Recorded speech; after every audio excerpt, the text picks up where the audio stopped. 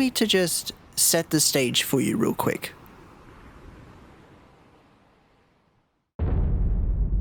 It's December of 1975. Whilst others are casually enjoying a nice morning breakfast amongst themselves or going about their regular routine, you, on the other hand, can be found sitting alone in your room, reading a rather disheartening letter written by your wife back home, sounding pretty disappointed and baffled by the choices and decisions we've made, even ending the letter by threatening to settle for divorce if we don't get our act together. I still can't believe you went. What are you thinking? Going to that place? Wish you hadn't got yourself into this mess, but you did. And you can't run forever.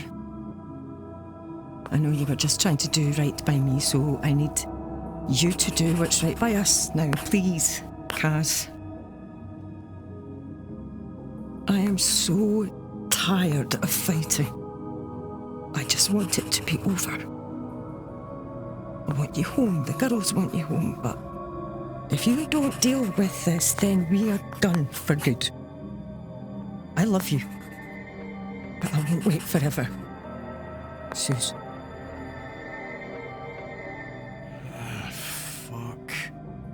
Merry fucking Christmas. You play as an electrician working aboard the Beira Delta, a large Scottish oil rig out here in the middle of the Northern Sea.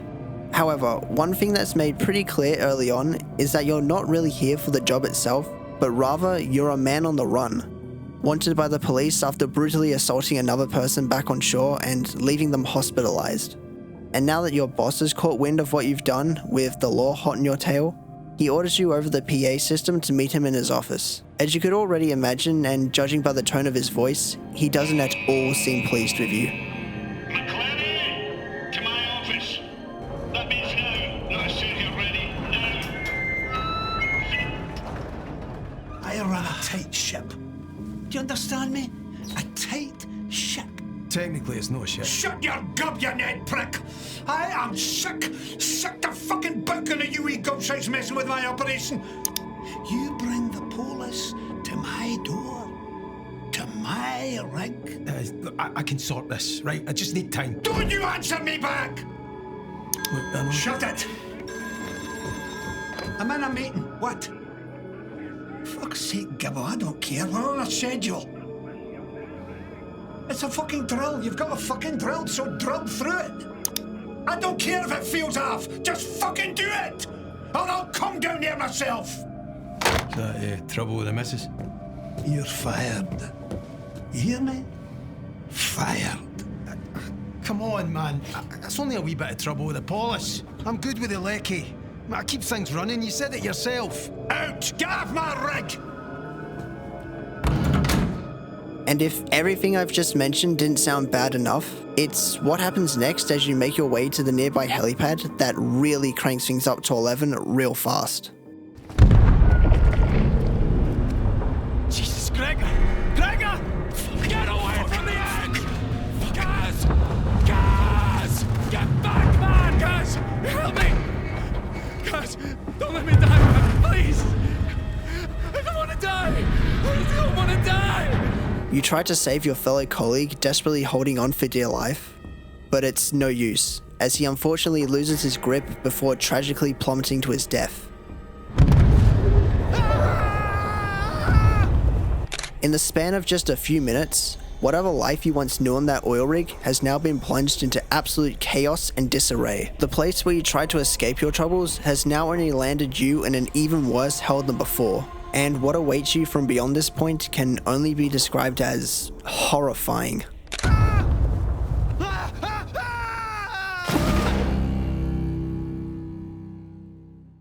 Still Wakes the Deep is actually something I've been meaning to check out for quite a while. It's a first-person, psychological and story-driven horror game released in 2024, and was created by a group known as the Chinese Room, who you may or may not be familiar with already, as they were the same people who developed the quite divisive follow-up to the original Amnesia: The Dark Descent back in late 2013 called A Machine for Pigs. Damn it! And aside from a platformer and this one VR game, for a while they've been primarily making these more narrative-focused walking sim titles. a genre of which I feel like has had a pretty undeserved bad rap over the years. That's not to say I can't see why this style of game tends to be so unappealing to a lot of people, especially to those who don't exactly prefer a much slower paced and less action orientated approach to their games that a lot of walking sims will tend to entail. I can totally understand why this type of experience tends to deter a lot of potential newcomers to the genre, but trust me when I say that there are some genuinely great hidden gems and experiences to be found out there that continue to be cherished and celebrated to this day. Hell, some of them have even gone on to become extremely influential, not just for their respective genre, but I'd say for the entire industry as a whole for how critically acclaimed they were. Remember that little demo called PT? The one that had you walk down an endlessly looping hallway, solving mind-boggling puzzles, and was set to be the teaser for the next big Silent Hill game before it got cancelled? We were right there, man! When you really boil it down, even this short demo was nothing more than a walking sim 2. And judging by the numbers it was managing to pull at the time, a pretty damn good one in fact. My balls just subtracted inside my body. Becoming this overnight sensation, particularly across the whole Let's Play scene for a brief time before it got itself removed from the PlayStation Store. PT didn't just take the internet by storm, it left a flood in its wake, as many horror games from then on, whether blatantly or not, have tried their best to recapture some of that magic that made it so captivating in the first place. And the fact that people are still actively discussing it to this day just goes to show how monumental it all was back when it first came out. So much so that despite it now being a decade since its initial release, there have been countless amounts of videos released looking back and reminiscing about a game that you can't even really play anymore without the use of emulation. You know, as someone who didn't actually have a PS4 around the time PT came out, and just knowing I missed out on something as special as this, kinda just makes me sad, not gonna lie. I will admit though, a lot of these walking sim games can be very hit or miss however.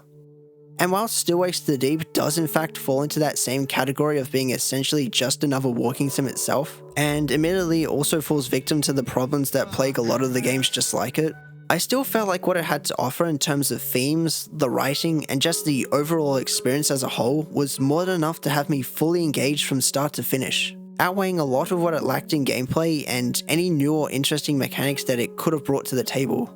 And I think I can say with total confidence that this is undoubtedly the best work this studio has made by an absolute long shot. Fuck, fuck, fuck!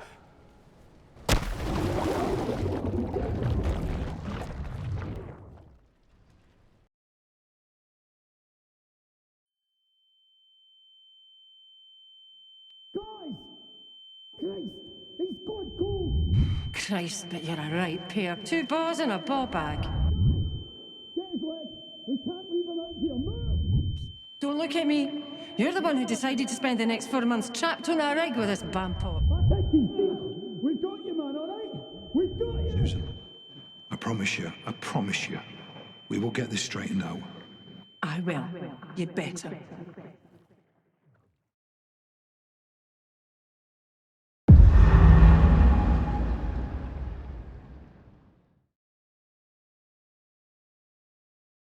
He's breathing, thank Christ. Kaz?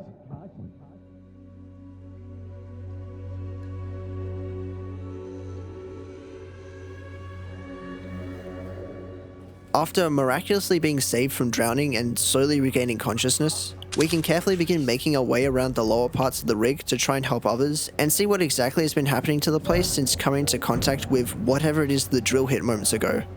Yo, scream if you're alright! He good? With pieces of the rig quickly beginning to fall apart and crumble away right in front of you, forcing you to slowly shimmy your way across narrow ledges and make numerous large leaps of faith to reach nearby ladders and other parts of the rig that are just out of reach. Something you'll quickly become very familiar with whilst traversing around various parts of the rig with nothing but the familiar cold embrace of the sea staring right back at you. Sometimes even trying to catch you off guard by throwing in an extra quick time event as you struggle to maintain your grip whilst climbing. But the most notable thing to be seen down here is, of course, the actual drill itself, or rather what's left of it anyways. This large hunk of steel now left completely twisted and mangled like it was nothing. as this substance coming from the ocean appears to be making its way up towards the rig and causing this strange green effect in the corners of our vision whenever we get near it, serving as just a small taste of what's to come on this bizarre journey. Progressing just a bit further into one of the legs of the rig, the game hands you a headlamp to help you navigate the more darker and claustrophobic inner workings of this place. And when I say it gets dark in this game, I mean it gets absolutely pitch black in some cases. Like I'm talking Doom 3 levels of not being able to see anything at all. I thought I was the only one still alive. Still Wakes the Deep, I think, does an excellent job creating a very unsettling and foreboding atmosphere, where it often feels like anything could just randomly jump out at you from the shadows at any given moment, or giving you this overwhelming dread that everything around you can abruptly start falling apart at the seams. Well, who could have predicted that? The game being set on an oil rig alone doesn't help ease my nerves whatsoever. A very cool location for a horror game, no doubt, and sure, we may be well above the ocean itself, but given our current situation and also the general terrible condition of this place, I wouldn't exactly say it all screams anything along the lines of comfort or safety for that matter, often making the very ground you walk feel somewhat fragile and prone to fail in some way in a lot of cases. Trying to flee on your own isn't exactly an option either, as you're strictly limited to the area of the rig, as the only other thing you can see when peering outwards is nothing but open ocean spanning every direction you can see. For now, you are trapped here, and your best bet is to work with others and hopefully devise a plan to evacuate with as many people as possible. Aside from Brody, who we helped out with the diving bell at the beginning of this chapter, the next person you end up running into is the rig's engineer, Finley. But from the look on her face, it's obvious she's seen something that's clearly startled her. McCleary, Gaz, over here. Jesus, Finley. You alright?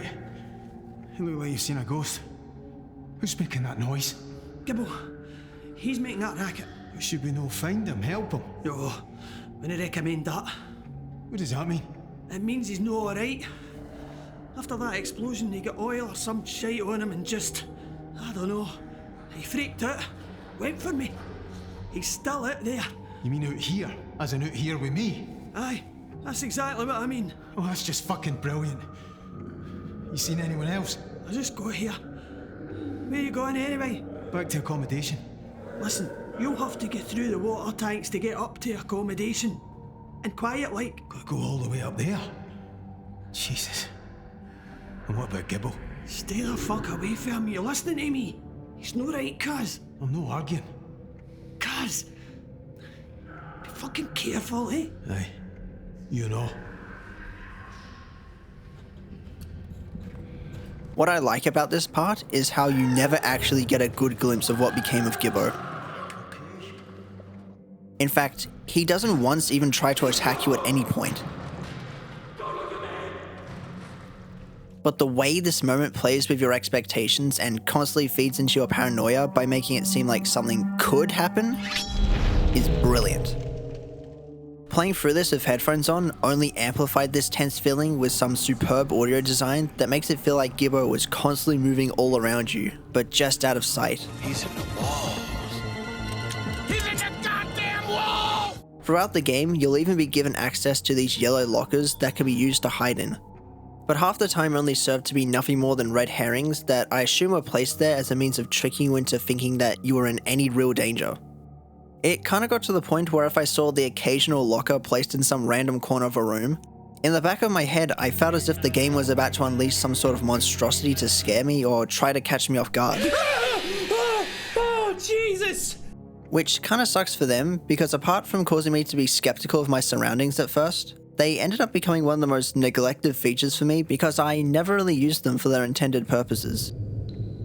I don't really want this. When the game isn't attempting to trigger your inner thalassophobia by having you swim through uncomfortably small spaces, you'll instead be subjected to the themes of Lovecraftian horror sprinkled into the mix. What in the goddamn? As the main threat, you'll be trying your best to avoid being an unknown sea entity with an even more unknown origin that borders on cosmic horror a lot of the time.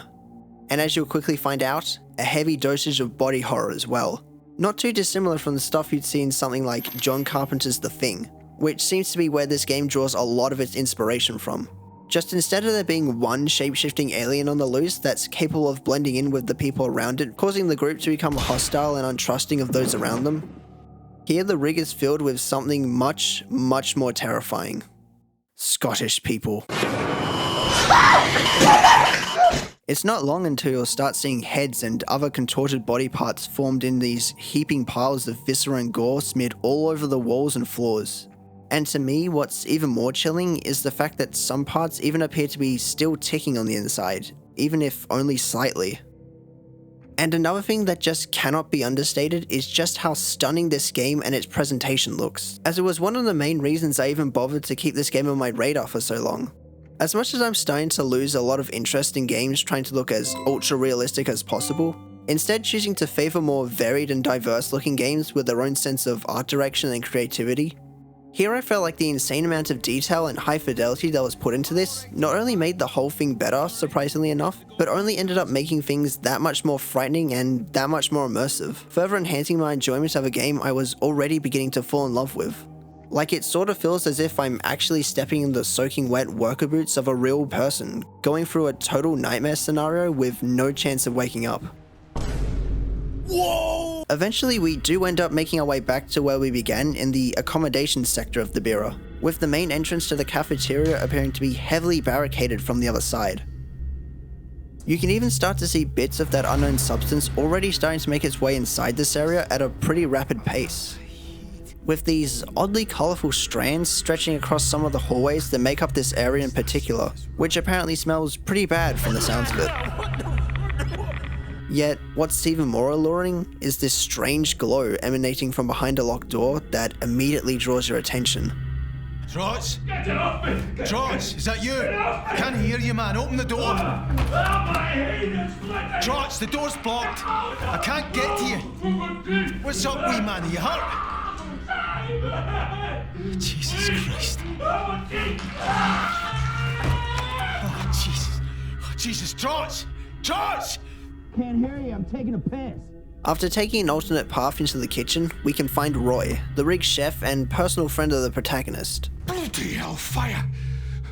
Get in, quick. Who appears to be in the process of hunkering down in the back with whatever food is left available, rather than face any of the horrors outside. Which, I mean, fair enough. I wouldn't want to go out there neither. As for now, the two of you start thinking of any possible ways to escape the rig, with your initial plan being to use one of the available lifeboats as a means of getting the hell out of here. But spoiler alert, that doesn't exactly go to plan. Jesus! What the... Christ! Fuck! Leaving us with no choice but to head back through the nearby laundry room, climbing through parts of the ceiling and crawling through the vents, where you can finally get your first real glimpse as to the true effects this substance has on people. As down below, you can see just what happened to Trots. You're an ugly bastard, mate. I apologise for your genetics, mate. He's totally oblivious to your presence, clearly too occupied with his laundry. It's not until we accidentally cause a lot of noise when the game throws you into its first monster encounter. Oh, fuck. Now, rather than just giving you a weapon to defend yourself, instead you are left entirely defenseless in these types of scenarios, leaving stealth as your only means of getting past safely. Picking up smaller items littered around the place like wrenches, hammers, mugs, etc. to cause a distraction in another part of the room and away from where you're hiding. The fuck is that? I'm actually really glad they didn't try to include any sort of combat into the game, as I'd say it would end up ruining a lot of what makes encountering creatures like these feel so menacing and anxiety-inducing. Having this deep sense of disempowerment and knowing that I couldn't actually fight back even if I wanted to was a key part as to why I found this game to be so scary and suspenseful. I still remember the first time playing through this exact moment in the game, nearly getting caught as I was trying to hide, and having to see Trot sliver right past me had me literally holding my breath in anticipation, pretty much expecting the worst thing to happen. It was icky as hell and something you couldn't really replicate as effectively if you simply gave the player a 12 gauge and told them to go ham. Unlike a lot of other horror games like Resident Evil that are more than happy to give you an entire arsenal of weapons as a means of dealing with whatever happens to get in your way, from pistols, shotguns, maybe even a rifle or two, until eventually you're just walking around wielding weapons of mass destruction.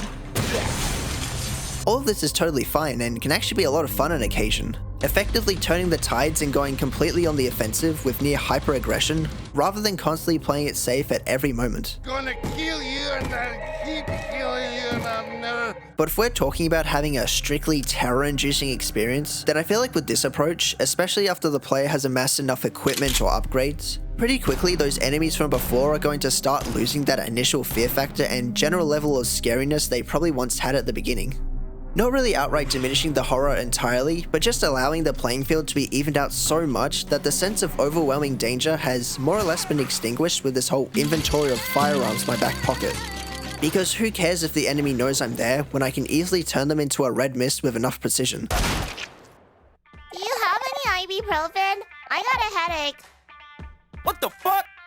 Or if I can't be bothered aiming, just blow everything up with a handful of grenades and other explosives I've been stockpiling for the past few hours. Which at the same time, I fully get. I mean, if we're talking from a game design aspect, then yeah, there still needs to be a good sense of tangible progression to have the player feel more determined and ready to face every facet of the game's story. I think this is why I really like characters such as Mr. X from Resident Evil 2, Jack Baker from RE7, or even something like the Xenomorph from Alien Isolation.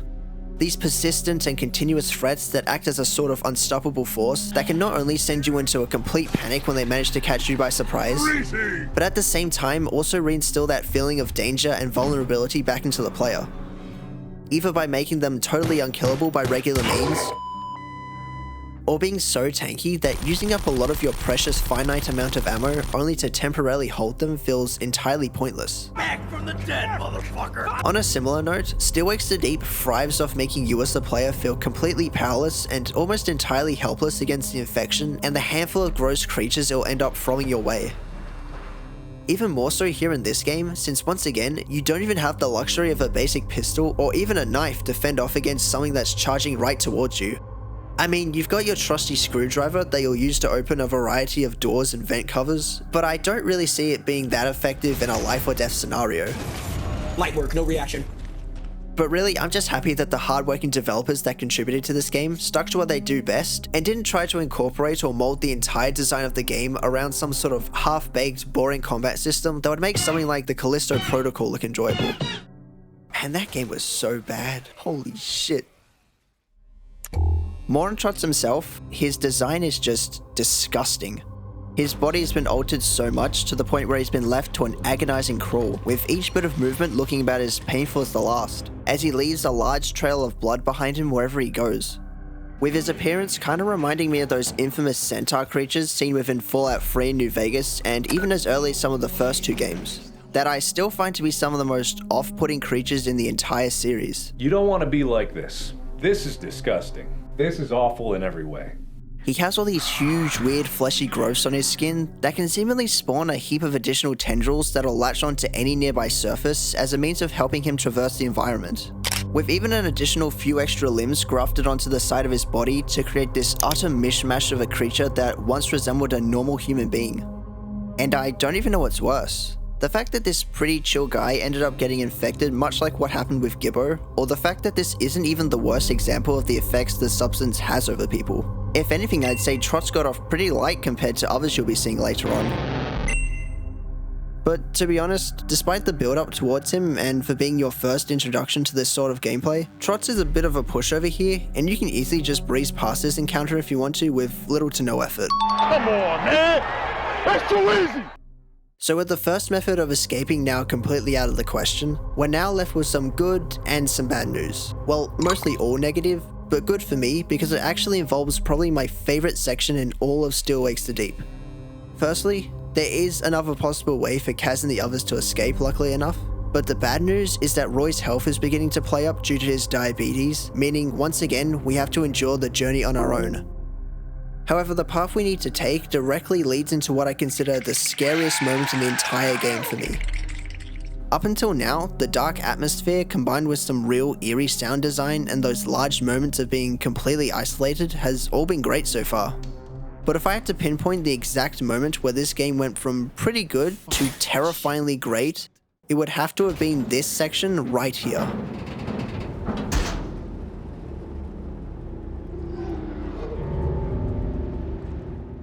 By now, Rennick has issued an emergency evacuation via helicopter to any and all survivors still out there, which for us means being forced to head across the deck for a second time. Only now the whole place has been covered in a dense layer of fog, and once again, you can't help but get the feeling that you're definitely not alone out here. The only real person of note who's managed to stay alive out here is a worker named Innes. You could run into him and another guy named Muir earlier working out here on the deck together before everything kinda just went to shit. Except now it seems like whatever this infection that's taking over the rig has managed to get to the latter of the two, Muir, causing him to lash out at Innes and nearly getting him killed in the process. Guys, Jesus, Innes.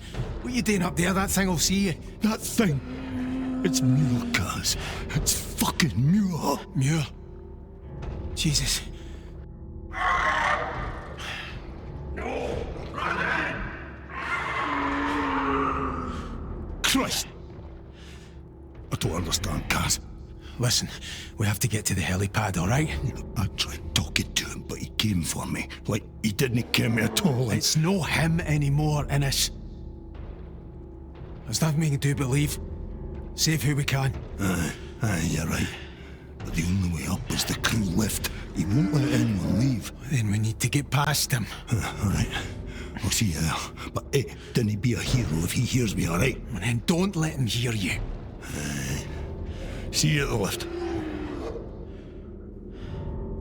At first you can only see a few glimpses of Muir through the cracks of debris and parts of the fog where he ends up snatching away another crew member. But it's not long until you can see just how much the infection has really gotten to the poor guy. Unlike Trot, who you just encountered earlier, who at least still resembled part of who he used to be, that if anything kinda made him look like this gross human slug-like creature, Muir, however, is pretty much unrecognizable from his former self, becoming this towering amalgamation of flesh and tendrils, almost resembling that of a spider. Once again, your only means of dealing with a threat is by grabbing whatever object is nearby to cause a distraction, and giving you a short window to quickly flee to the nearest hiding spot, or another part of the deck that renders you unreachable for the time being. And despite his staggering height, Muir is freakishly fast, and standing out in the open for too long will only result in him quickly snatching you up within seconds if you're not fast enough to escape him. Motherfucker, run! What the fuck? Progress a bit further, and you'll then need to lift up a container that's blocking the only way to the elevator via some lift controls. Sounds pretty straightforward on its own, but by this point, the fog has become so incredibly thick that even seeing what's right in front of you becomes somewhat difficult. That includes being able to see how close Muir is in vicinity to you, with you practically having to rely on his sounds and shrieks to tell whether or not it's safe to move on. If anything, it kinda reminds me of the 2007 movie The Mist, which itself was an adaptation of the Stephen King book of the same name. A film that sees a group of people all trapped and crowded in a store that gets engulfed by a large cloud of fog, with these humongous hostile creatures lurking and roaming around outside, not to mention a plethora of oversized bugs stopping them from simply trying to make a run for it. It got me! This whole moment itself doesn't last that long in the grand scheme of things. In fact, I'd say it's probably one of my only complaints about this part, which is the fact that I wish it was just a little bit longer. But other than that, it was definitely a major highlight for me, and even after playing through this game multiple times by this point, I can't help but feel just that little bit uncomfortable having to turn my back to this behemoth of a creature whilst frantically running away to escape it. It's a pretty damn effective horror sequence that, much like all the other encounters in this game, really makes you feel like you're part of this stressful cat and mouse game, with this one area in particular being one of my favorite examples of that. And with the path to the elevator now fully cleared, it almost seems like both you and Innes are able to make it out of this one pretty much unscathed, when, at the last second... Come on! Shit! Hold on!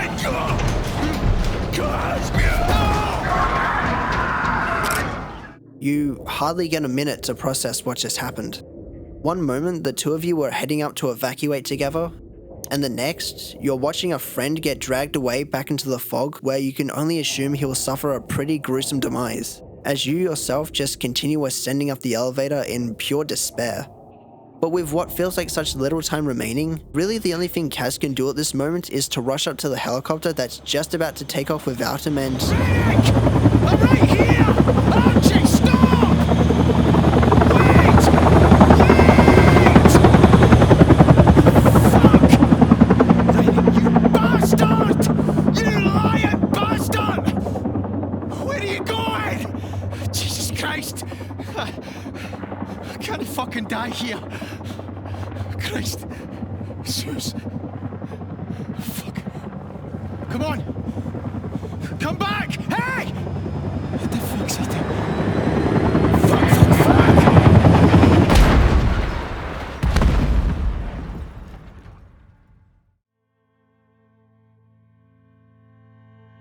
As you black out, you're given another glimpse into the past, much like how you did during the start of the game after falling off the rig, with another conversation between you and Suze that you can tell is slowly but surely boiling into more of an argument between the two. I should have kent better than to let you two out together. The two greatest minds of your generation united over a bucky. Nobel Prize committee will be warming up their checkbooks already. You seriously think if you leave the country this will all just blow over? No one's going to chase me out into the middle of the North Sea. My mum always said I'd married beneath me, Kaz, but I thought you were smarter than this. I'm fucking doing my best. No, you're not doing your best. What do you know about oil rigs, you roaster? I'm good with the lecky. Terrace houses, Kaz, flats, maybe a shop, if you're feeling adventurous. Roy's put in a word. He said I'm up to the job. Oh, for God's sake. Roy's a cook. He's a chef. He's a cook. It's just for a few weeks. We'll just let it cool down a bit, and then I'll call Billy Chamberlain and have a word. Talk him into dropping the charges. If you run the police, I'll give you the jail for sure. When are you leaving? Tomorrow morning. You are shitting me, McCleary. It's the girls' school concert. I'm fucking scunner, Suze. What do you want from me? I'm just saying this, Kaz. If you leave us, if you run, if you go, then we are done. Do you hear me?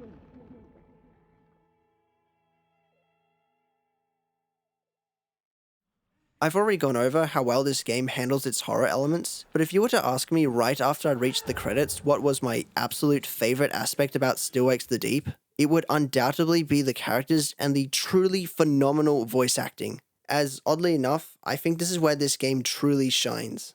Oh, bloody hell, the man's a medical genius. I'll get on the blower to Dr. fucking Spock and tell him not to panic. We've solved diabetes here. It's fucking McCoy, no Spock. He was the pointy-eared cunt. Listen, when you get to the chopper, tell Archie to radio in the support ship. We need all the fucking help we can get, Kaz. All right, big man, all right. Just be careful, okay? My girls need their godfather in one piece. I know it probably sounds strange for me to say that I enjoyed the characters and the writing within a horror game more than the actual, horror. But right from the get-go, Still Wakes the Deep demonstrates just how much you can nail authentic sounding dialogue with characters that all sound fully realized as if they were real, living, breathing people. Having most, if not all, interactions you have feel like an absolute treat to listen to. How you doing, boys? No bad, Kaz. Raf's here's a bit shaky, though. Gonna be the lad's first solo dive this morning. Is that right? You'll be alright, pal. Especially with the big man here looking out for you. Have you done it before? Christ, no. I'll stick to the lecky, thanks. No great in tight spaces and it's blowing a gale out there. Really filling the lad with confidence there, Kaz. Sorry, wee man. Don't worry about it. Brody's got you. Hearing all the different terms the characters use in passing conversation, and even a bit of that witty banter between themselves, leading to a few moments in particular that actually had me laughing to myself a bit. In fact, I'll just go ahead and say that Still Wakes the Deep has some of the best voice acting in any video game ever. Rightfully earning its place in that upper echelon tier of vocal performance in games, alongside other high-profile releases and other critically acclaimed titles like Red Dead Redemption 2, Disco Elysium, and of course, who could forget, NBA 2K15. You got skills to be a great player. But the proof will come between the line. Tonight, time will tell if you can help or not. What's going on tonight? I'm running free all over the court and you didn't give me the ball. That a young buck like you could actually do the right thing and avoid getting his sorry butt kicked out the game. With the game being such a condensed experience, lasting only around a handful of hours at max, it amazes me how effectively the game manages to hook me into the story by simply giving me characters to care about that all feels so believable and real. Just seeing all the Christmas decorations and the stuff they most certainly used in their off times, including this piece of paper you can find detailing a darts tournament the characters were having, has me just picturing them simply enjoying what little time they probably had just to relax and enjoy each other's company, back before they were worrying about some eldritch being creeping out of the ocean.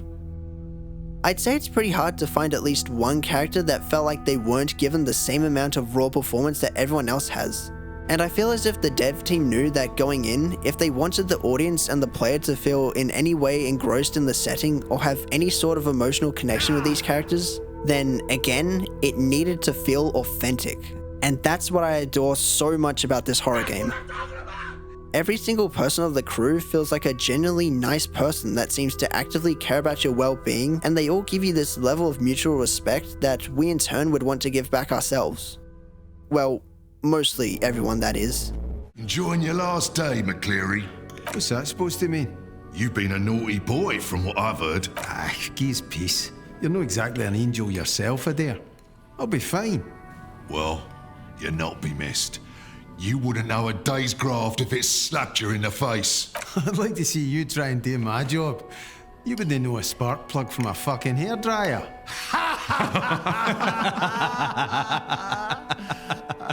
Watch your mouth, McCleary. His jaw is clenched and his quadruple chin is quivering with hatred. He can't handle the pressure. Even some of the smaller background characters with only a handful of lines sound both charming and endearing as well in their own right. McCleary! Jesus, Scooby! You gave me a heart attack. Oh, sorry, mate. Can I ask a wee favour? What do you need, Scoob? Could you do me a quick fix on the crew lift fuse box while you're down there? Aye, no bother. You're a lifesaver, mate. And don't let the big man get you down, alright? Thanks, pal. Which only makes inevitably hearing their untimely deaths just hit that little bit harder. Some of which get their final words relegated to nothing more than a mere phone call, where all you can do is helplessly listen on the other end. McCleary here. Christ, Kaz. He's here. He's in the walls. Oh, easy. What are you on about? Who's here? Under the admin module. He's haunted us. He's coming back. He's gonna kill me. He's gonna kill me. Fuck. It's quite haunting to hear stuff like this, just being completely unable to assist these people you probably got to know quite well.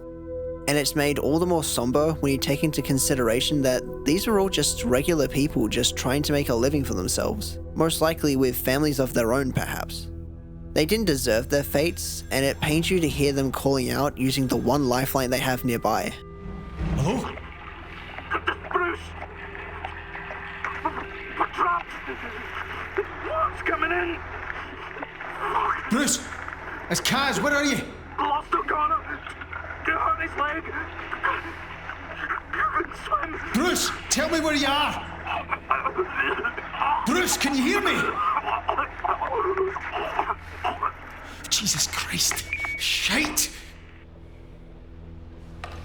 This all leads me to the main man himself and the central protagonist of the story, Cameron McCleary, or as he's more commonly referred to, Kaz, who is voiced brilliantly by Alec Newman, who I've just now realized whilst doing a little bit of research is also the same voice actor behind Dryleaf Dame from Elden Ring's Shadow of the Erdtree expansion, and also Adam fucking Smasher from Cyberpunk.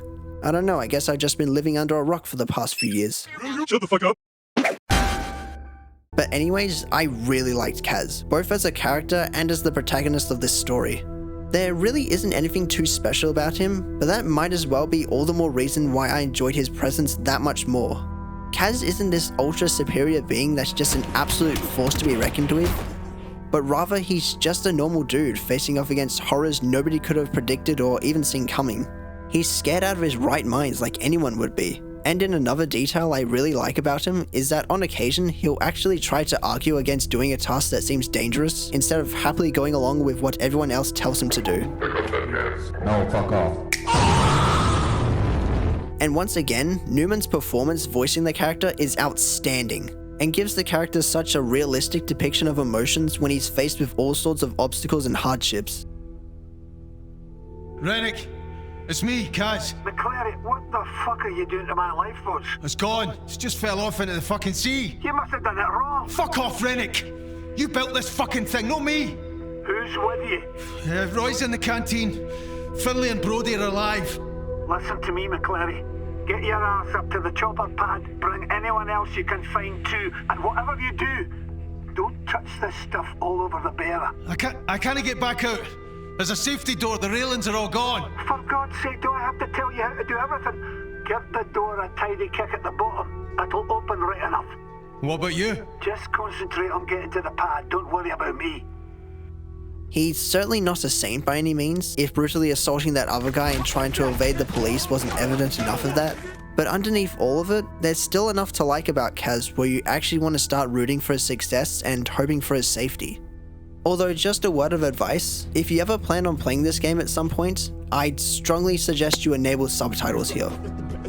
Because a lot of the time, you'll tend to find that the characters' accents can oftentimes be a little too much, if that makes sense. Christ, but you're a right pair. 2 balls in a ball bag. I've got here a mama who can make a more positive contribution to this operation than you. Right, don't put too much weight on it, right? Where the fuck am I meant to put my weight? Wait, I can't put my weight in the roof, it's dead far. I can't hold on to it. What am I meant to do with that? You fucking wank, Steve. But all jokes aside, if you do want the best experience playing this game and don't want to risk some lines going completely over your head, I'd say it would be wise to leave these subtitles enabled at all times. Trust me, you will thank me later.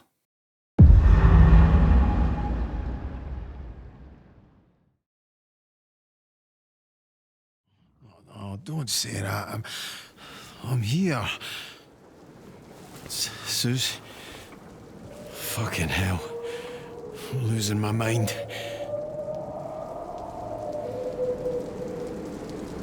Now fucking what? With our seemingly one and only ticket out of here being thrown completely out the window, we get a call from Brody on a nearby phone telling us that our next best course of action would be for us to head straight down to where the generators are located to reactivate the rig's electricity before the whole place loses power, making an already terrible situation even worse. But it's not before everyone's least favourite person decides to rear his ugly head once again. Jesus fucking Christ!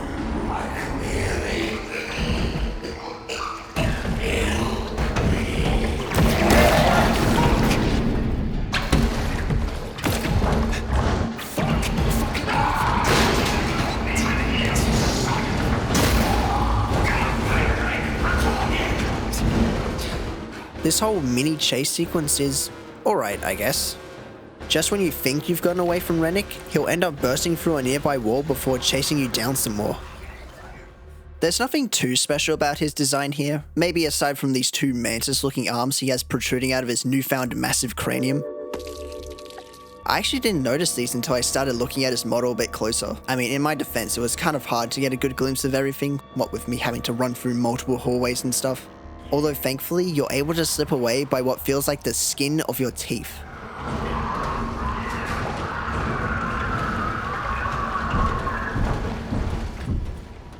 hope you choke on a motherfucking sheep stick, you nasty, greasy bitch.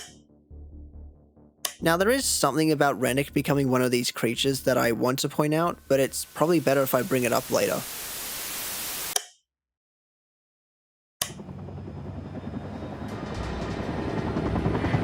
Instead, I want to rewind a bit and focus more on the helicopter crash we saw earlier and to look a little bit deeper into how it managed to lose control like that in the first place. I mean, it seems like they had the easiest escape route out of everyone, and yet they still somehow managed to fumble that up. At first I thought the reason was because the entity was using some kind of gravitational pull or mind control that was preventing them from getting a certain distance away from the rig. But I think the more likely possibility is that Rennick was already starting to transform as they began to leave. In fact, right after you're finished with Muir's section, you can overhear Rennick up on the helipad, and his voice sounds noticeably different than how it usually is. Like he's got a really bad cold or flu or something. Archie! Rennick! We have to give them more time! You told them to come! What I told them is that we are leaving! And we are leaving! Now!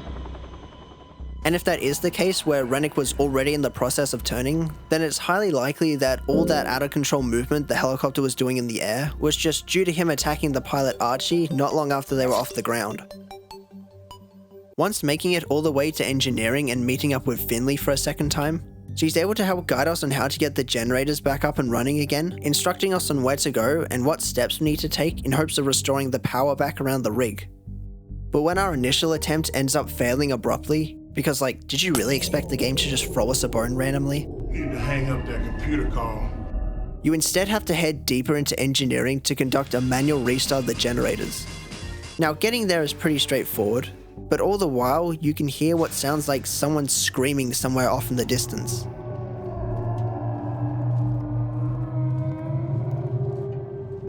Before you even make it to your next destination, you already know there's going to be someone, or rather something, waiting for you by the time you get there, ready to be another obstacle you'll need to avoid.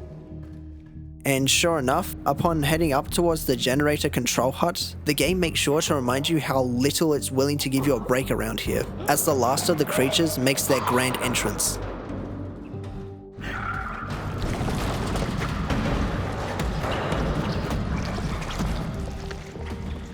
This complete glob of a creature is a dare, the large, mean-spirited, and generally disliked man that can be found eating his breakfast alone during the beginning moments of the game.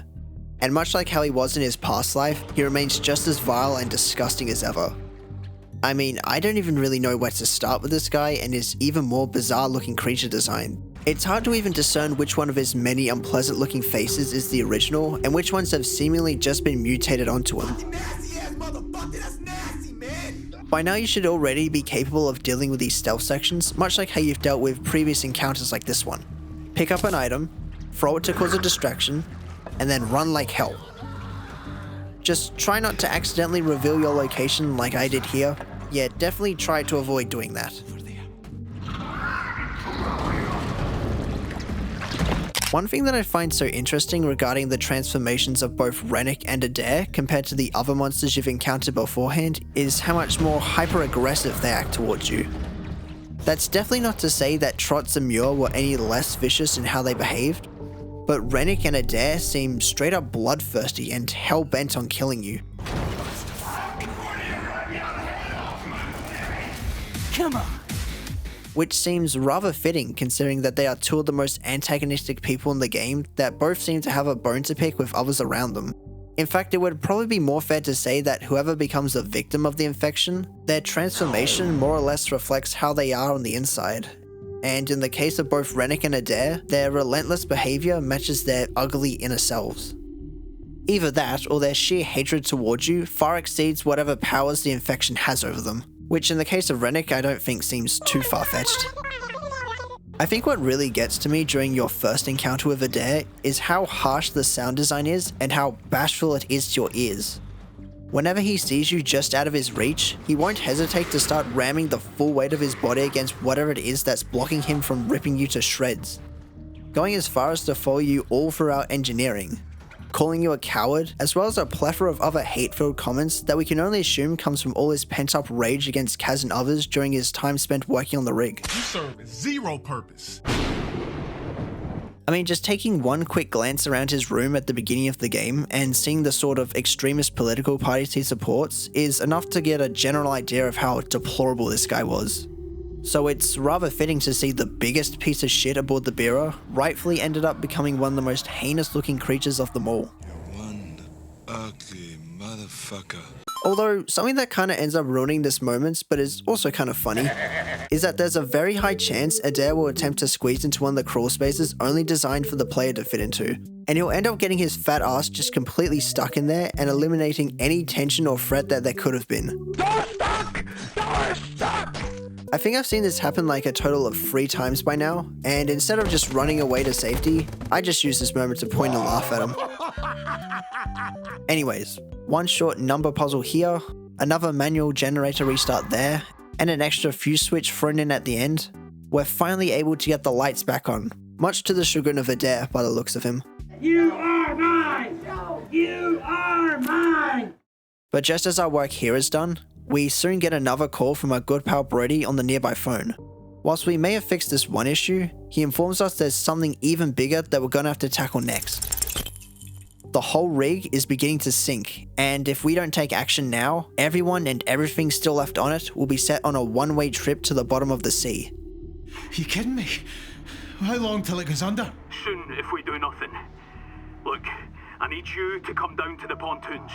If we engage the tension winches in all 4 legs, we can buy some time. What's the point? The pontoons, the electricity, they fucking things. It's a fucking nightmare. What you on about? You survived this long, haven't you? More than can be said for most of the poor bastards on this rig. Christ, Kaz. Somebody up there must like you. That's what Roy keeps telling me. Aye. Well, he's a Barnsley fan, so he'll be used to praise. Aye, you're no wrong there. I'm no wrong about this either. You're the jammiest bastard on this rig, and we need that right now. So let's do this, aye? What do I need to do? You engage the winches in legs A and B, and I'll do the others. Easy. There's a direct route down from engineering. Aye, alright. I'll find my way down. Top man, Kaz. I'll give you a shout over the tannoy if we're in business.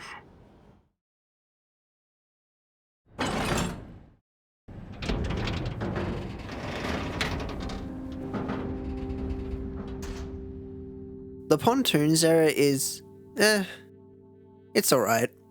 Having played through this part a bunch of times by this point, it definitely feels like the most boring part of the game, hence why I'm going to keep this section relatively brief. There's no monsters or threats to avoid, and most of what you'll be doing down here is climbing, releasing those tension winches that Brody was talking to us about over the phone, and a lot of swimming, as this is where the game starts to throw a lot more of these swimming sections at you compared to any other chapter thus far. To be fair though, there were actually a whole 2 memorable things that I remember about being down here in the pontoons that I think are worth mentioning, and the first one only happened due to my sheer, unrivaled intelligence. See, there's this pipe you end up reaching filled with rushing water, and without putting much thought into what I was doing, and without any hesitation, I ended up jumping in, where I was immediately blocked by some metal bars further down. And with the current being far too strong for you to swim back, if you do this, you are completely fucked from here. What I failed to realize at first is that there was a lever I was supposed to pull in the room right beside where I was standing that actually pulls up those bars blocking me from progressing further. So due to this one easily avoidable mistake, and I guess my inability to read basic as hell warning signs, I was met with a pretty swift and stupid game over. Dumbass. But the other much more notable thing that you end up coming across down here in the pontoons is when you reach another large cluster of the infection, and just barely in the distance, you can hear someone wailing out from beyond the darkness. Upon closer observation, you can see it's a man named O'Connor caught within the grasp of the infection. Trying to communicate with him pretty much yields no results, because it's clear he's way too delirious to muster any sort of response to what we're saying, apart from calling out for a girl named Mary that's presumed to be his wife. Oh, Christ.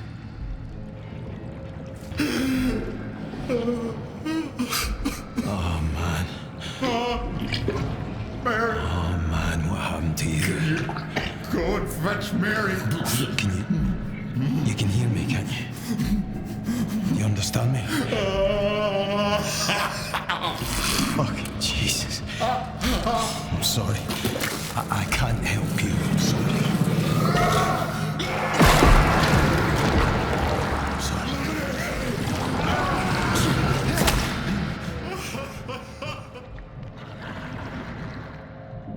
The sight of this poor man being tortured and damn near puppeteered like this is unnerving to say the least. But once again, just the fact that he's clearly still alive and feeling all this shit only makes things 100 times worse. As much as you'd want to save everyone you can, it's clear O'Connor is too far gone for us to be of any help. So we unfortunately have no choice but to leave him here to be consumed by the infection as we continue on with our own mission. Entering back into accommodation for, what is this, like the third time now? Kaz decides to use this somewhat quiet moment to check up on Roy and see how he's been holding up since we last spoke to him. Roy, fuck's sake. Oh, gosh, mate, thank the Lord. I've been worried sick. Sorry, pal, I've been all over the shop since I last seen you. What's going on, Kaz? What happened with the chopper? That cunt tried to go without us, but, well, didn't work out well for him or the bird. Bloody hell, Kaz. Is anyone alive? Aye, I saw Finley.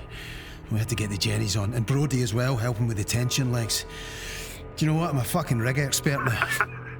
Told you to take no time. However, shortly after you hang up the phone and as you're about to continue onwards out the door, the sound of the phone can be heard ringing again. Whilst this isn't the first time an event like this happens where the phone ends up ringing for a second time just as you begin walking away, Nico, it's Roman. Let's go bowling. here it's where you really start to see how much of a toll this entity has done to Kaz's mental state, as it's not another survivor we hear this time, but rather... Hello? Hello? Anyone there? Here he is. Listen, I don't have long. I left away with my mum. I had to get out. She's hunting me. I'm going off my head. Suze? Is that you? Oh, Jesus. This one's trying to give me a kicking and all. Gonna be a wee boxer, eh? Aye, you wish. I wish I could see you. You're beautiful like this. Aye? Well, I feel like an elephant. Christ, what is this? Suze! Suze? It appears now that Kaz's own mind is beginning to crack. It seems like the constant exposure to the substance has slowly but surely begun to drive him a little bit mad. As throughout this whole chunk of the game, you'll continue to receive these recurring phone calls at seemingly random intervals, fit with a lower pitched and almost demonic ringing to them as a means of signaling their presence. Do you know what time it is? Hey, wakey wakey. Jesus, Kaz, it's Kate's birthday. You're supposed to celebrate the day, no last night. Do you hear me? Suze? Aye, I hear you. What do you mean it's her birthday? That's no for months. Suze? What's going on? These aren't even really phone calls, but rather echoes of the past that have already happened long before Kaz ever stepped foot around here. How the entity is able to do this is never explained, and neither Kaz or us as the player can make any heads or tails of it all. Suze? Suze! What's... Suze! The thing is with this entity is that it's really hard to come up with any sort of definitive answers regarding its history and even trying to figure out why it acts the way it does. To us, it's nothing more than a hostile plague that just sprouted out of the ocean and is now mercilessly killing anyone it sees, turning people we once knew into these freakish ghouls and repugnant monsters straight out of the depths of hell. In that sense, it's pretty easy to write it all off as a mindless killing machine, only fueled by the desire to harm and eat everything it wants to. But maybe, on the other hand, it's not even purposely trying to be malicious with its killings, but rather trying to sustain itself with anything it can get its hands on. In fact, when you really think about it, we inadvertently brought this all upon ourselves to begin with. It was the reckless decision to ignore all warning signs that triggered this catastrophic event to even take place. We essentially provoked this beast lying far below the ocean, albeit unintentionally. Had we not disturbed this thing that was just minding its own business, we could have prevented all this destruction and many, many casualties from happening. You could play this game 4, 5, or 6 different times, taking in every little detail and secret there is to find, and you'd be no wiser than when you first started.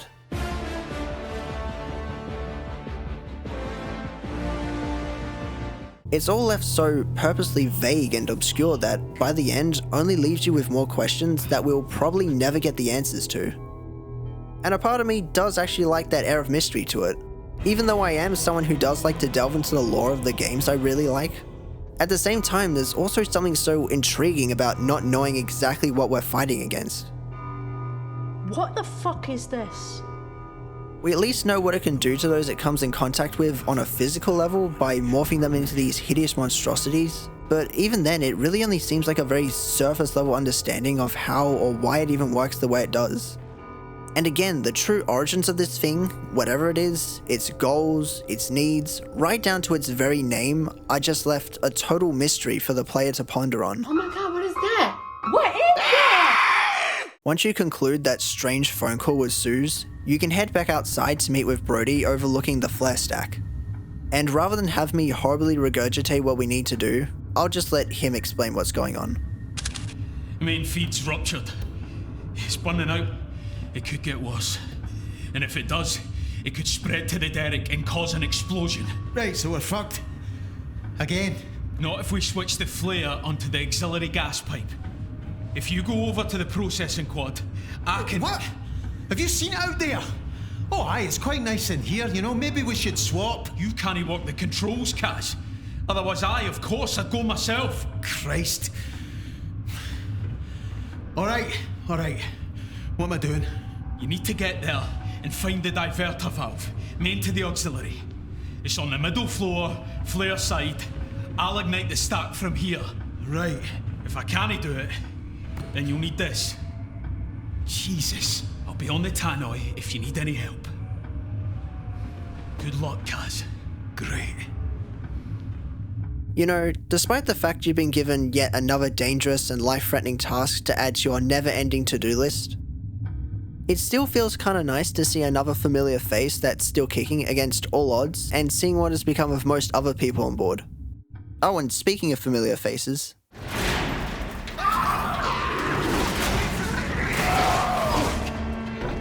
your second encounter with Adair is wild, to say the least, as Brody unfortunately does have us head straight towards the flare stack. Prick. But this only leads to probably the most craziest chase sequence in the entire game. Jesus, you're fucking joking me! What should have been a very cautious endeavour has now resulted in another mad dash where you need to parkour your way across and avoid taking another plunge back into the ocean. It's definitely the most action-packed sequence in the whole game that feels straight out of a movie in a sense, but thankfully it leads to us finally putting an end to Adair once and for all. Shit! I'm doing this! Shit!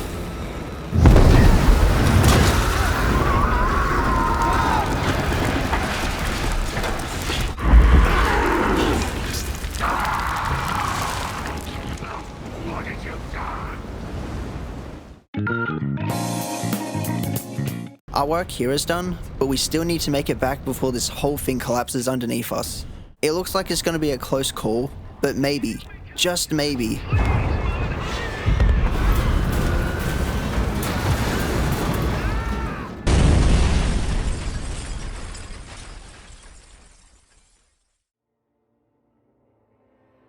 as we black out once again, we're given one last flashback of your argument between you and Suze.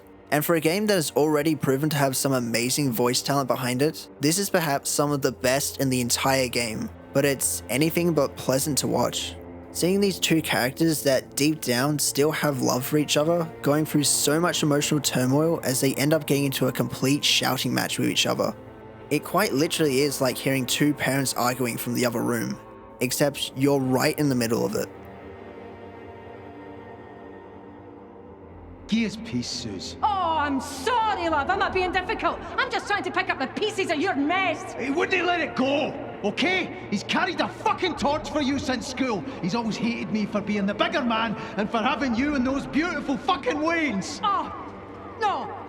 Bigger man! You are shitting me, McCleary. You're the bigger man. Do you think your old daughter's got more brains and bigger balls than you have? What about the kids? The flat's in your name. You go to Berlin and they just take it away. Listen, Suze, come on! No, you shut it, McCleary. You sit your arse down in and you just listen to me! How could we not just talk about this? Because I am smarter than you, that's why! And I will not let you drag those girls down with you. You sort this. Whatever you have to do, I don't care. You sort this or I will leave you, you understand? Suze, look, I'm really sorry. That's just enough, okay? Just get out of my sight. Try not to put anyone else in hospital the day, eh? That might make a nice change for you.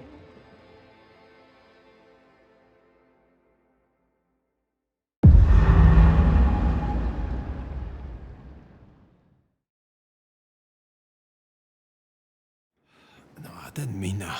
Why'd you have to... Suze. Jesus Christ. Oh, fuck. Jesus. Suze. What have I done?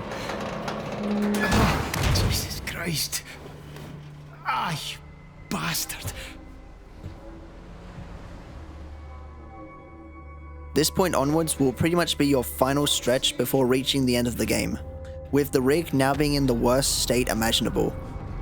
Some areas being either partially or completely flooded with water, and the ever-present spiraling entity continuing to consume everything it touches. The condition of the rig has gotten so bad, in fact, that your priority is diverted from simply trying to escape it, to now just keeping this place afloat for as long as possible, as everything around you begins to collapse in on itself. On top of that, more of the creatures you faced from earlier begin to reappear as you trek through the broken interior of the rig, as trails of blood, human remains, and parts of the entity are still lining the hallways in abundance, with the game pretty much throwing everything it can at you. There's even a second chase sequence with Rennick through a heavily flooded hallway where he manages to latch onto us towards the end. But it's nothing that a little bit of mouse spamming can't fix. My final message, goodbye. Despite that little mishap you had back on the flare stack, you managed to regroup with the others where they devised one last plan to keep this place upright just a little longer.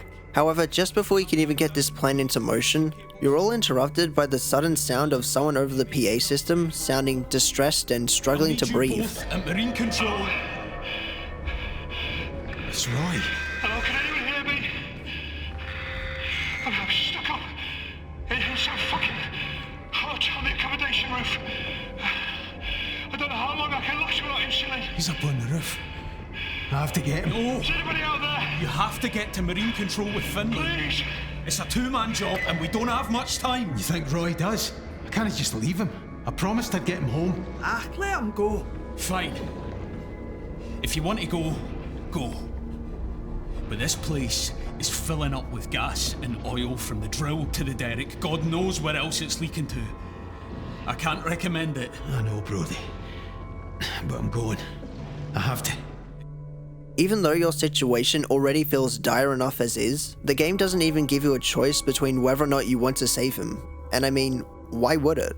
Even if the chances of us pulling this off are quite low, I think it would entirely go against Kaz's own character to purposely leave behind someone that had so much as the slightest chance of being helped.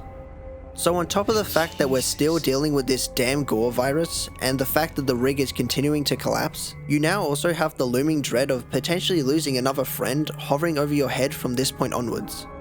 You've made it this far after all, so you feel as if you could push on just that little bit more if it means being able to help out another person in need. There's a cool bit of environmental storytelling that you might end up glancing over whilst locating the insulin that I also felt like was worth bringing up now that we've reached this late into the game. In some of the nearby rooms where Trots can be found roaming about, you can find the gored remains of a few more crew members. What the hell? How did they get like that? Given how they all seem to be huddled up in the same sort of spot, you could assume that they were just trying to hide in their rooms away from the infection and hoping to wait everything out before it managed to get to them. But the more you look at it, the way their bodies are positioned seems quite implausible and doesn't seem like the spot you'd find someone after being horrifically killed. Like, you have this one guy who's been left lying in one of the beds, as if he was in the middle of sleeping through everything that's been going on up to this point. I know there are some pretty hard sleepers out there, but you cannot tell me that this guy was able to sleep through all of this. So the more likely answer that I've seen floating around is that it was actually Trot himself who propped up the remains of these people in a way that replicated life on the rig when everyone was still normal and, less infected. It would certainly fit how he acted when we originally saw him join the laundry room section, where he was busy sorting out a mess that was made and rambling on about how things need to be tidy and in order, and would also show that there's still that little piece of himself and possibly that small fraction of humanity left in him to where he actually misses how things used to be. I don't know, I just thought a detail like this was too interesting to be left out. I just think they're neat. Soon enough, you make it to Roy's cabin, and there it is, sitting on the nearby desk. And with the insulin now in hand, you rush as fast as you can back up to the roof to meet up with Roy, hoping by some miracle that you manage to get there in time. That must be it, thank Christ. Roy! Roy! Talk to me, big man. Come on. Roy! Roy, wake up, you prick! Please, wake up. Wake up, come on! Oh, you bastard. Don't leave me here. Please, big man, come on back. Christ, don't leave me. Roy, don't leave me. I can't do this, man. I'm scared, Roy. I'm fucking terrified. What am I going to tell Susan? Hey.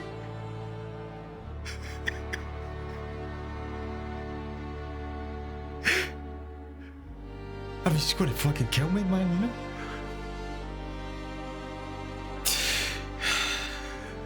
She loved you, big man. She really loved you. So did my girls. Man, what am I going to tell them? Oh, sorry. Your Uncle Roy's not coming home. Aye, I know. Me and Ollie. I love this big man, do you hear me? I loved him.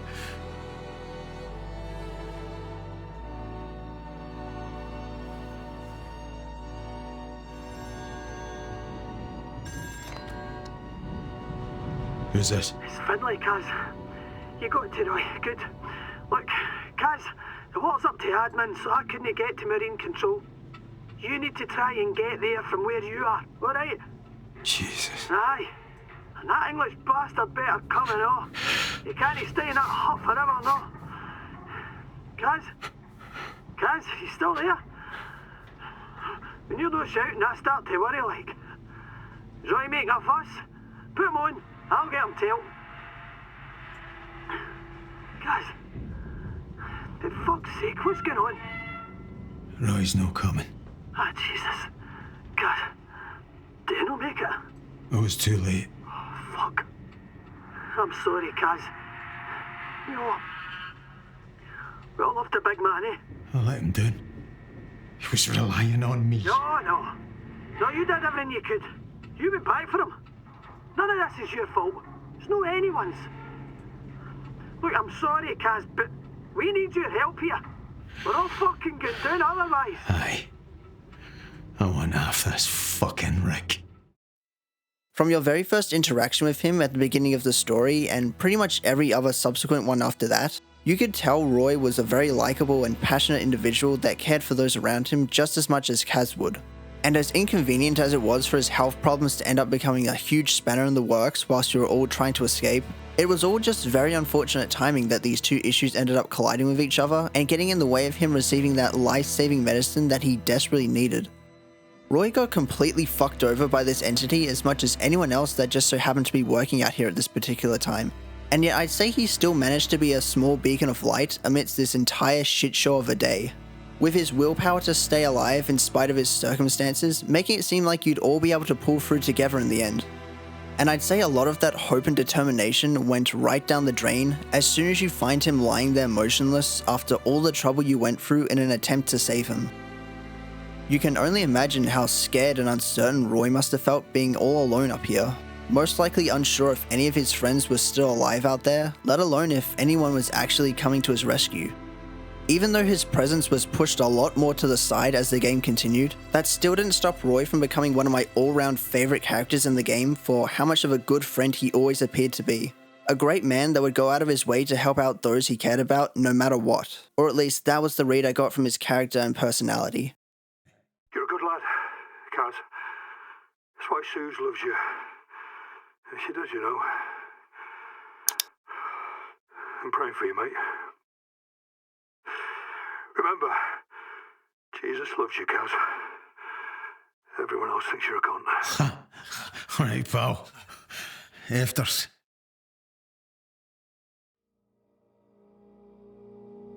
So after everything you've been through, the monsters, seeing all your possible exits out of here being destroyed, the potential dwindling loss of your own sanity, and now the heartbreaking loss of your close friend, your last stop once everything is said and done around here has you heading into drill operations to regroup with the others. But in case you thought things weren't going terribly enough as is, the only other person you see upon entering is Finley. If her slumped and distraught look or the noticeable lack of Brody wasn't worrying enough already, before you can even get a proper response from her, all she does is just hand you the phone. Kaz, you made it. Brody, what's wrong with Finley? She's freaked out here. Listen, Kaz. There's no much time. There's oil and gas getting in here. When it fills, it will be headed right up the drill pipe. What are you on about? I'm still in the pontoons. I've only got a couple of minutes. I can't stop it. The rig's a time bomb now. You understand? One spark and... You need to find a way off. Just get back up here and we'll work it out, yeah? I can't do that. What? I can't get back up. Wait, no way. I'm sorry. Wait, listen. You're on your own now. I'll come to you. Alright? No, you won't. You wouldn't even get halfway to me. The leg's flooded and the gas, it's not possible. You got your dive gear? Aye. So you can use that? It's oil, Kaz. There's nothing to be done. Don't fucking say that. I knew the risk when I came down here. Fuck. I can't lose you as well. Listen, I'm alright, Kaz. I'm already back on Sky. You've never seen water like that, Kaz. Clear, peaceful. You just let go and everything's fine. Aye. That sounds beautiful. You go one day. Alright? No, fuck that. I'm never swimming again after this. Kaz, you and Finley, you could do this, alright? I'm sure she wouldn't do something so stupid. Brody, you there? Kaz? What's stupid? Talk to me. It's getting higher. Alright, I'm here, Brody. I'm not going anywhere. Alright, I'm here. Get him! Brody. Oh, fuck. Brody. Jesus.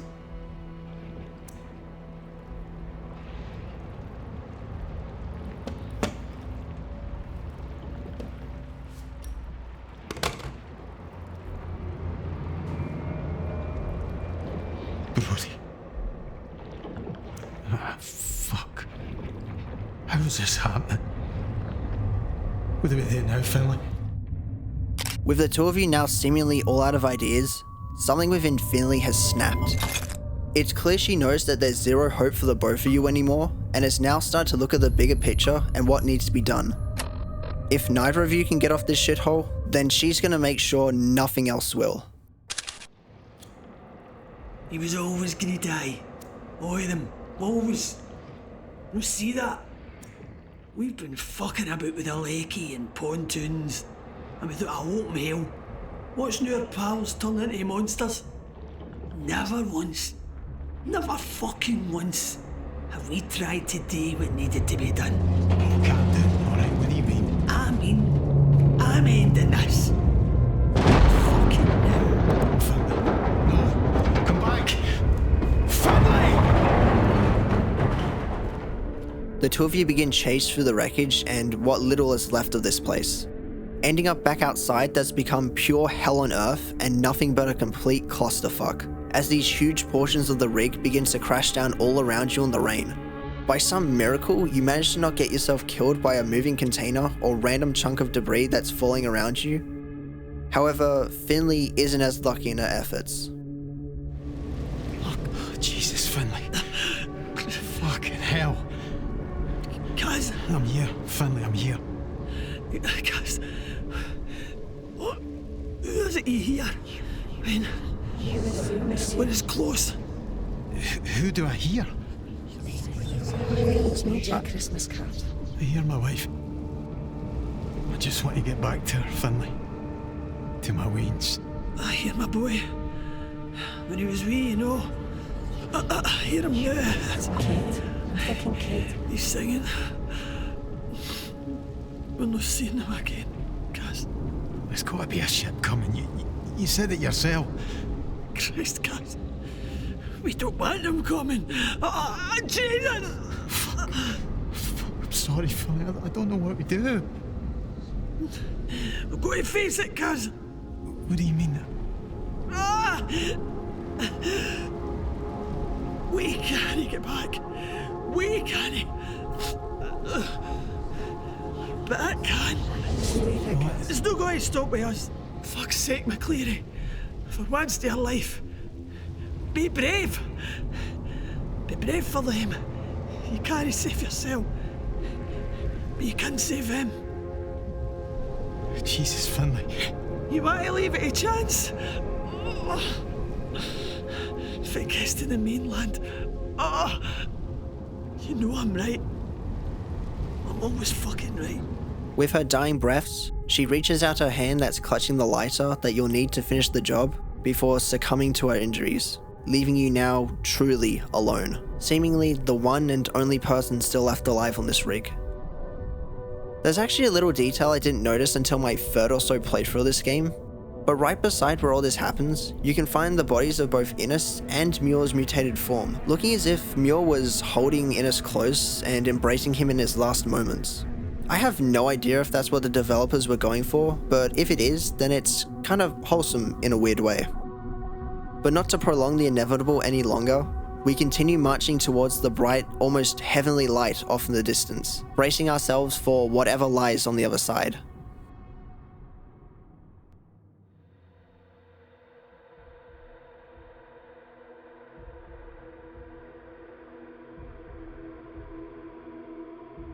Upon heading inside, we can see just how much the entity has taken a hold of the rig and really putting into perspective just how insignificant you are in comparison.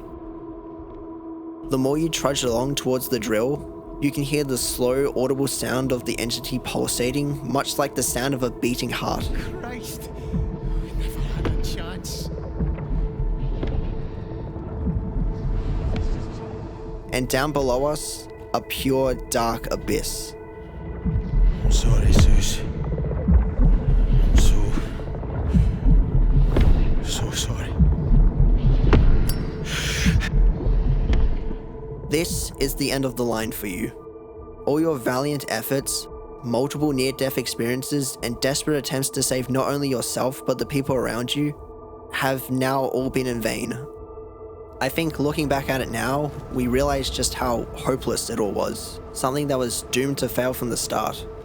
Not due to a lack of trying, but simply because you were up against next to impossible odds and something that you knew next to nothing about. Something so inconceivable and hard to predict that you were lucky to have made it as far as you have right now. A force that couldn't possibly be reasoned with and possessing far too much power for anyone to handle. It's sad to say, but you were never getting off this rig to begin with. There is no good ending for Kaz.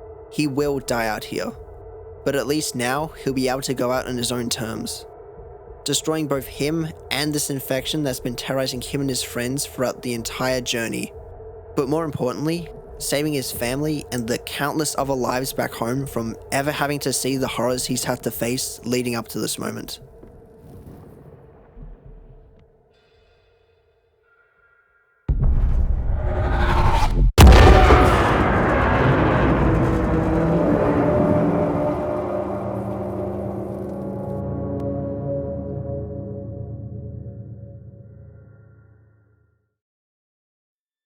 For a brief moment, we can see nothing but a bright, lonely, shining light off in the distance. And as we slowly begin swimming towards it, we're able to hear what must be some of Kaz's most cherished memories from throughout his life, such as the time he asked Suze for her hand in marriage, followed by the birth of their first child. A rather bittersweet conclusion to a character that must have felt like he had the entire world against him. But at least when the time came, when he was given the one chance to put an end to this madness, even if it meant killing himself in the process, he managed to build up enough courage to do what was needed. She's perfect. She looks just like you. Thank God for that. She's got your eyes though. My dad's eyes. I'm sorry, Kaz. I know you'd have wanted him to meet her. Nah, fuck him. Old bastard wasn't interested in me. Why would he care about her? You loved you in his way, Kaz. I'll never leave you, Suze. I'll be at your side forever. And I'm always going to be here for this Wayne.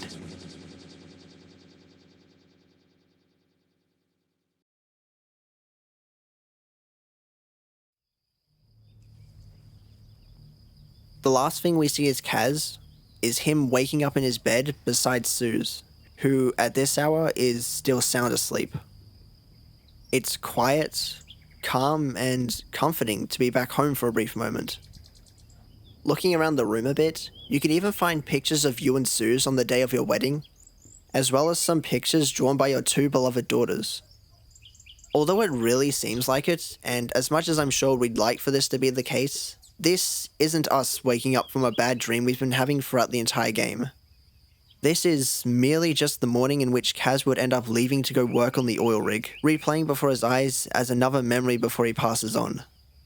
As we make our way to the bedroom door, Kaz takes one last look at Suze, still peacefully unaware of his departure, saying what would end up being his final goodbye to her, before stepping out into the isolating yet calming waves of the sea. The very thing that spawned the most unspeakable terrors he could have ever imagined, and what he would ultimately be calling his grave. Hey, Kaz. I'm sorry it's been so hard. I just wanted to send you this, to say we'll get through it. I know we will. Just take care out there and bring my beautiful big gallus man back home in one piece, okay? I miss you, and I love you. And the girls miss and love you. I'm still raging at Roy, but he's a good man, and I know he'll look after you. Whatever happens, we will be all right.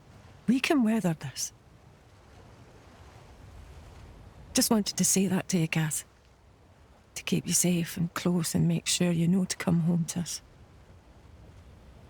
I love you, Cameron McCleary.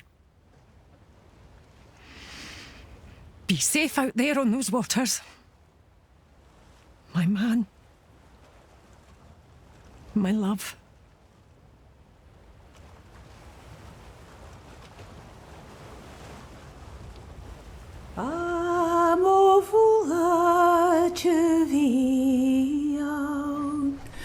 As the credits begin to roll, we're treated to a rendition of the song Fameux Volat Avion, or as it's also known as Being Here Has Caused My Sorrow, sung by Scottish folk singer Maggie McInnes.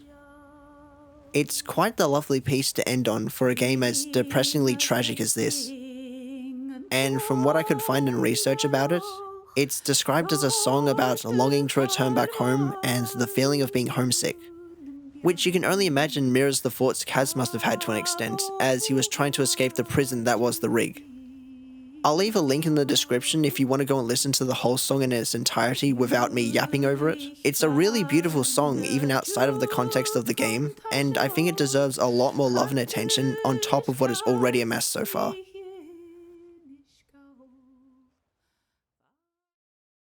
I went into Still Wakes the Deep with admittedly pretty high expectations.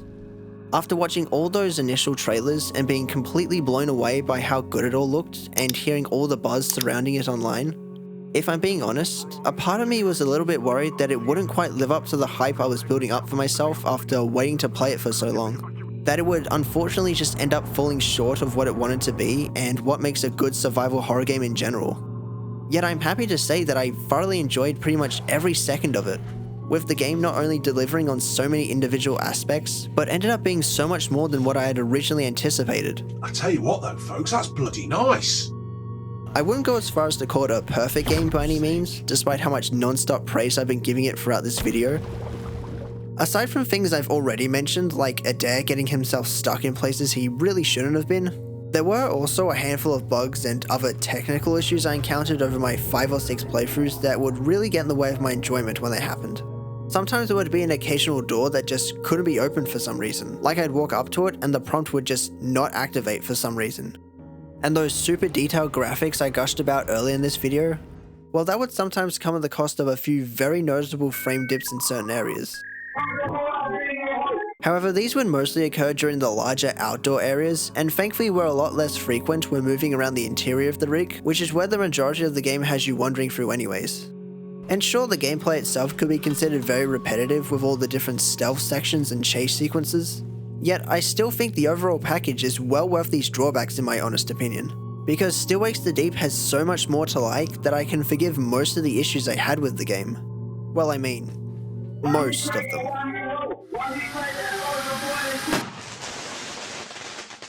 Now, I was contemplating on whether or not I should talk about the extra DLC that the devs released a few months ago called Siren's Rest, which I seem to be part of the small handful of people that actually enjoyed it. I like it. It takes place over a decade since the incident on the Bira D, and you play as a part of a diving team sent down to document and recover parts of the wreckage and try to figure out what caused this event to happen in the first place. The story does get a lot more deep than that, no pun intended, but I will say it does feel more like a sub-story rather than a full continuation of the plot you'd see in something like a full-blown sequel. It also doesn't make any effort to unravel any more of the mystery or fill you in on the lore surrounding the entity, so I figured it wouldn't really be worth going through it all in depth and making this video even longer than it already is. It's not a perfect experience either, yet I feel like it did a lot of good, and if you liked what the game had to offer originally, then you should definitely check it out as well, as I think it still crushes it when it comes to that creepy and unsettling atmosphere. Even more so here, since it all takes place deep underwater, dialing up those feelings of thalassophobia even more. I played this whole thing late at night, and I swear there were multiple points where I just felt so worried and I was on the edge of my seat for the entire time. Like, these guys really know how to make some good suspenseful horror sequences. Hey people, Zeph here. You don't know how short your life is. Also, I figured I should just add this here after struggling to find a spot that wouldn't disrupt this video's already abysmal pacing and structure. But whilst I was looking at some of the behind the scenes footage released on the Chinese Room's official channel, I also ended up stumbling across a heap of concept art and 3D renders of monsters that were made during the development of the game, and I gotta say it's some utterly morbid stuff, but at the same time it all looks incredible. Just the attention to detail and the use of colours gives me some very heavy Annihilation vibes if you've seen that movie before. And a lot of it retains that aforementioned body horror I brought up way early in the video. In fact, I think a lot of this stuff is even more gruesome compared to what was put into the actual game. That's not to say I think everything just pales in comparison now, but seeing this now just makes me wonder how much more disturbing the game would have been had they just went completely balls to the walls with the body horror aspect. Again, I love what they have here, but this sort of stuff would have been so cool to see in the actual game alongside everything else. Plus, the actual artwork here is fantastic. It's way better than what I'll probably be able to achieve. I mean, I can hardly draw a thumbnail for fuck's sake. The base game alone is still probably up there with one of the best experiences I've had with the horror genre in recent memory, and I'm glad I finally got to see it all for myself for the first time. And I hope I was able to properly portray how this game manages to succeed at not only being a fairly competent horror title, but also showing how something so basic as a walking sim could leave you with such a long-lasting impression well after your first time experiencing it. Now, I didn't expect this video to take as long as it did to make, nor did I expect it to keep increasing in scope so much the more I began writing the script and once I began production on the whole project. And what I thought would be a simple 30-ish minute video where I gushed about a horror game I think is pretty cool, I liked it. Somehow ended up getting extended by an additional hour on top of that. And given how long this video took to make, it's safe to say I probably won't be making anything to this length hopefully anytime soon. Not that I wouldn't mind trying my hand at this again, or that I don't already have future videos in mind that will probably make this one look tiny in comparison. but given how my current upload schedule is already terrible enough as is, it would probably be best to at least tone things down just a small amount going forward. I gotta do it, man. There's definitely a lot more other games in this genre that I feel like I can ramble on in their own dedicated videos, but for now, I feel as if I'm happy to close the curtain on this one, if you don't mind the fact that I've basically spoiled 99% of it. But if you're still interested in playing through Still Wakes the Deep yourself, or the aforementioned DLC, I definitely recommend playing through them both at least once. It's haunting, it's surprisingly emotional, and dare I say, it's beautiful. Sorry, Sus. Kiss the Waynes for me. Tell them I'll be back for Christmas.